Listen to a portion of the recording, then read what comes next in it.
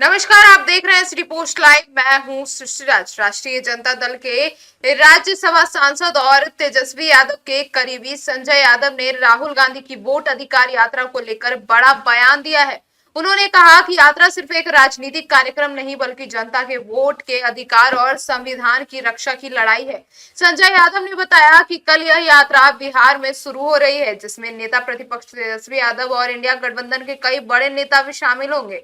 उनका कहना है कि यात्रा का मकसद है जनता के बीच जाकर उन्हें उनके संवैधानिक अधिकारों के प्रति जागरूक करना और लोकतंत्र को मजबूत बनाना। संजय यादव ने कहा कि पहले भी 300 सांसदों के साथ चुनाव आयोग तक मार्च किया गया था, लेकिन सरकार ने उनकी मांगों पर ध्यान नहीं दिया। सुप्रीम कोर्ट में मामले की सुनवाई चल रही है और इसमें आशंकित जीत भी हासिल हुई है। उन्होंने कहा कि अब पूरी तैयारी है कि इस मामले को सुप्रीम कोर्ट में मजबूती से उठाया जाए। आगे सुनिए और क्या कुछ कहते नजर आए। मुख्यमंत्री जी का अभी हम ट्वीट देख रहे थे। उन्होंने कहा है कि हमने बिहार के 50 लाख युवाओं को नौकरी और रोजगार दे दी। अगर आपने 50 लाख युवाओं को नौकरी रोजगार दिए तो उनकी सूची सार्वजनिक कर दीजिए। 50 लाख युवाओं को मोदी जी ने 11 साल में नहीं दिए हैं, इन्होंने बिहार में दे दिए। ये हास्यास्पद है। मुख्यमंत्री जी को खुद ही नहीं पता होगा उनकी तरफ से कौन ट्वीट कर रहा है या उनकी तरफ से कौन फेसबुक पोस्ट लिख रहा है। शुरू हो रही है, क्या कहेंगे? देखिए, कल से वोटर अधिकार यात्रा लोकसभा में नेता प्रतिपक्ष आदरणीय श्री राहुल गांधी जी, बिहार विधानसभा में नेता प्रतिपक्ष श्री तेजस्वी यादव जी और हमारे इंडिया गठबंधन के तमाम साथी सहयोगी दल, जिस तरह से पिछले 26 जून से चुनाव आयोग ने जो आनन फानन में मतदाता सूची पुनरीक्षण कार्यक्रम की शुरुआत की थी और 27 जून से तेजस्वी जी लगातार कह रहे थे कि इसमें अनेक विसंगतियां हैं, चुनाव आयोग की तरफ से पारदर्शिता नहीं बरती जा रही, चुनाव आयोग का एक पक्षीय रवैया था, चुनाव आयोग से जो हमारी मांगे थी, शिकायतें थी, शंकाएं थी और जो हमारे सुझाव थे उन पे भी चुनाव आयोग ने कोई अमल नहीं किया। तो लगातार फिर उसके बाद दिल्ली में भी चुनाव आयोग से बैठक हुई, पटना में भी हुई, उसके बाद बिहार बंद हुआ, बिहार विधानसभा में भी, वहाँ संसद के दोनों सदनों में भी, राज्यसभा लोकसभा में भी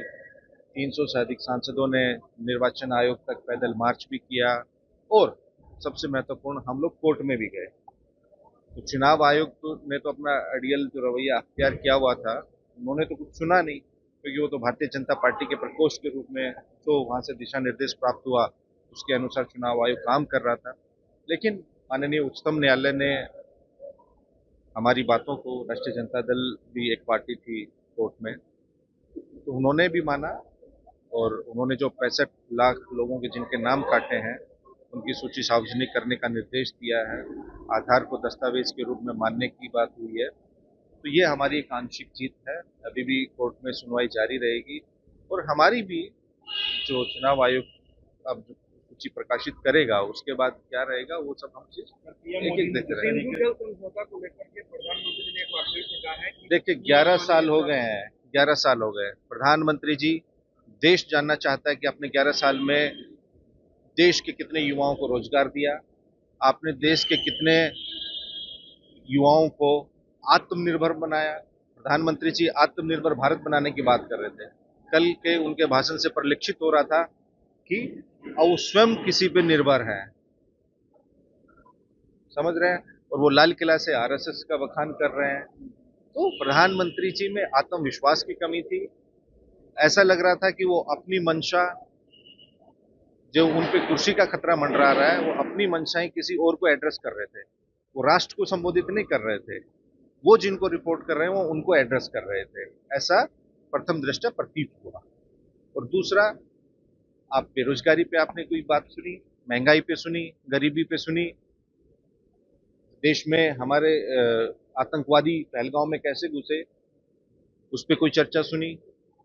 आप घुसपैठियों की बात कर रहे थे। 11 साल से आप सरकार में हैं, अधिकांश राज्यों में आपकी सरकारें हैं, तो घुसपैठी को घुसा कौन रहा है? सीमा सुरक्षा प्रबंधन आपके जिम्मे है। तो 11 साल में आपने क्या काम किया? कहाँ से घुसपैठी आ रहे हैं? तो उसके तो अगर आ भी रहे हैं देश में तो उसके दोषी भी आप ही है। कोई और तो है नहीं। तो इसकी तो अब 11 साल हो गए। अब 11 साल में आप अब 200 साल पुरानी 400 साल पुरानी बातें करना छोड़िए। जो ज्वलंत मुद्दे हैं, अर्थव्यवस्था के क्या हालात हैं। पहले आपने देश में नोटबंदी की, कोरोना काल में आपने देशबंदी की, और अब आप वोटबंदी भी कर रहे हैं। तो ये ज्वलंत मुद्दों से ध्यान भटकाने के लिए इनको कुछ नहीं मिलता है तो पाकिस्तान पाकिस्तान या मुसलमान मुसलमान मुसलमान। अरे आप बताओ कि आपने कितनों को रोजगार दिया, कितने आपने बिहार में उद्योग धंधे लगाए, बिहार में पलायन रोकने के लिए आपने क्या किया, बिहार देश में सबसे गरीब राज्य क्यों है, बिहार की प्रति व्यक्ति आय देश में सबसे कम क्यों है, बिहार में प्रति व्यक्ति निवेश सबसे कम क्यों है, बिहार में देश में सबसे कम साक्षरता दर क्यों है, बिहार में सबसे कम धनराशि सहायता राशि आपने क्यों दी, बिहार में कौन सा बड़ा आपने उद्योग लगाया। आप सेमी कंडक्टर्स की बात कर रहे हैं। आप ये बताइए कि बिहार में आपने एक सुई भी लगाने की कोई कारखाना लगाया। आपने PM Shri mega textile park योजना के तहत देश भर में 7 मेगा टेक्सटाइल पार्क दिए। बिहार को आपने क्या दिया।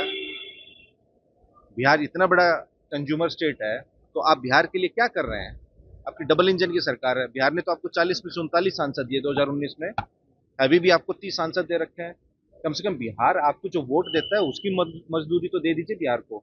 आप जूट मिल, चीनी मिल, कॉटन मिल, पेपर मिल कुछ तो शुरू कीजिए। टेक्सटाइल पार्क आप यहाँ नहीं लगाते हैं, किसी प्रकार का इंडस्ट्रियल क्लस्टर आपने नहीं लगाया है। एजुकेशन में बिहार में आपसे पटना यूनिवर्सिटी को केंद्रीय विश्वविद्यालय का दर्जा देने की मांग की थी, आप वो नहीं दे पाए। आपने किया क्या है बिहार के लिए। सब कुछ तो आप गुजरात के लिए कर रहे हैं।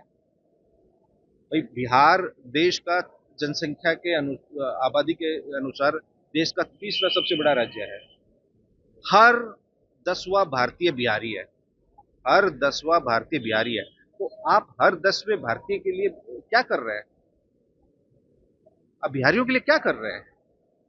खाली आएंगे, अब भाषण देंगे। 5 बार आ चुके हैं। आप बता दीजिए आपको क्या दिख रहा है। तो ये हम सिर्फ मुद्दों की बात करते हैं। हमारे नेता तेजस्वी जी 2020 में उन्होंने मुद्दों की बात की, अभी मुद्दों की बात कर रहे हैं। अब इन्होंने वोटबंदी के जरिए क्या करना शुरू किया। अब ये कहते हैं कि मतदाता भी मेरी पसंद का हो, जो इनको वोट नहीं देगा उसके नाम भी काट देंगे। तो इसके विरुद्ध में कल से यात्रा शुरू है सासाराम से। श्री राहुल गांधी जी, तेजस्वी जी, हमारे गठबंधन के CPI ML, CPI, CPM, VIP party के सभी नेता वहां उपस्थित रहेंगे। मुख्यमंत्री ने